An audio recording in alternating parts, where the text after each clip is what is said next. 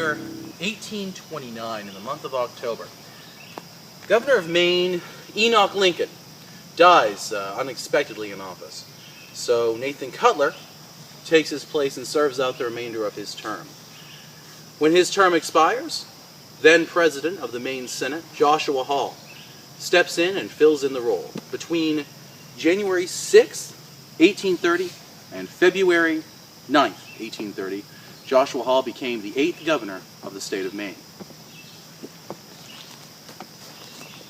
Joshua Hall was born in Maryland, a British citizen, in 1768.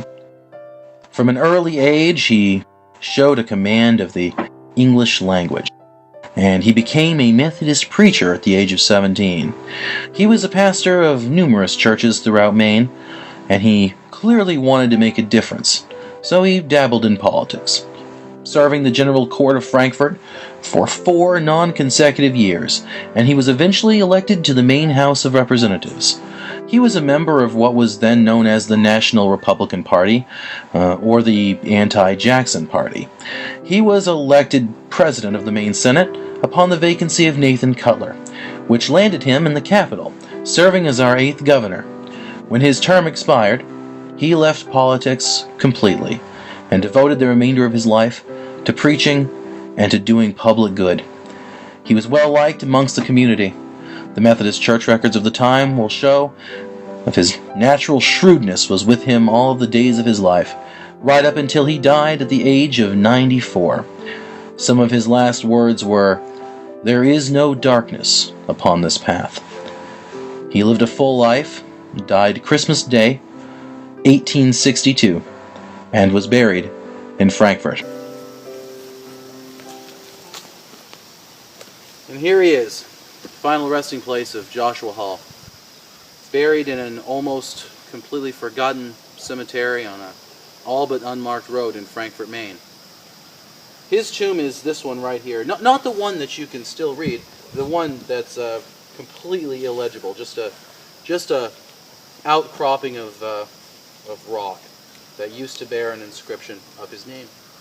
In fact, the only reason why we know that this is his tomb at all is because, of course, he's buried next to his wife and obviously burial records of the sort. Seems to be a little bit of an unjust end for a man who contributed so much to Maine history. Now, I know what you're thinking. He's not a Washington. He's not a Lincoln. He's not even a James Blaine. The fact of the matter remains is this. He was. And who was he? A passionate man who really wanted to change things.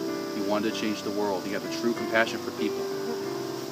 And when history called upon him to do his part, to play out his role, he did that. He did not fail history. The question that remains for us is, will we fail history?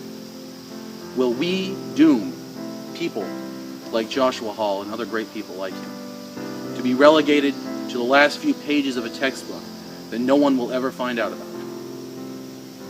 Or will we shed some light on who they were and just what they did?